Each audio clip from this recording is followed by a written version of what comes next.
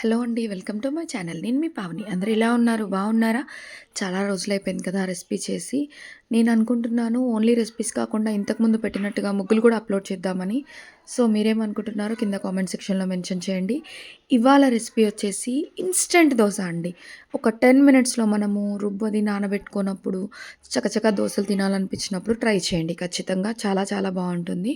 10 అంటే 10 మినిట్స్‌లో అయిపోతుంది. ఫస్ట్ ఇక్కడ 2 కప్పులు బియ్యం పిండి, అందులో ఒక టేబుల్ స్పూన్ జీలకర్ర, అలాగే కొద్దిగా సాల్ట్ వే సాల్ట్ వేసాం కదా! ఇప్పుడు దాన్ని మొత్తం బాగా కలిపేసుకోవాలి. కలుపుకున్న తర్వాత ఇక్కడ నాకు 2 కప్స్ బియ్యం పిండికి నాకు 2½ గ్లాసెస్ వాటర్ పట్టిందండి.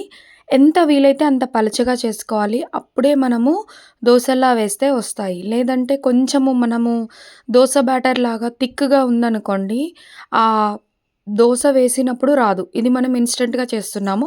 ఇందులో ఎలాంటి సోడా కానీ నేను ఏమీ యూజ్ చేయట్లేదు. సో, 3 ఇంగ్రీడియెంట్స్ తోటి చాలా అంటే చాలా టేస్టీగా దోస ఎలా చేసుకోవాలో మనం చూసేద్దాం. చూడండి, ఆల్మోస్ట్ కన్సిస్టెన్సీ అనేది రెడీ అయింది. ఒకవేళ మనకి ఇంకొంచెం థిక్‌గా అనిపించింది అనుకోండి, ఇంకొంచెం పలచగా చేసుకోండి. కొద్దిగానే వాటర్ యాడ్ చేయాలి. మరీ ఎక్కువగా వాటర్ యాడ్ చేసినా కూడా దోస వేసినప్పుడు రాదండి. పెనం కూడా ఎలా ఉండాలంటే, దోస పెనం పెట్టుకుంటాం కదా!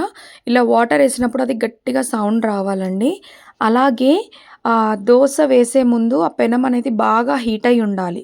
నేను అన్ని రెసిపీస్‌కి లో ఫ్లేమ్ పెట్టాలి అని చెప్తాను. బట్ ఇది బాగా పెనం వేడిగా ఉన్నప్పుడు మాత్రమే ఇలా ఒక గరిటెడు, పెద్ద గరిటెడుతోటి ఒకటలా వేయండి. ఖచ్చితంగా దోస షేప్ వస్తది అని అయితే నేను చెప్పనండి.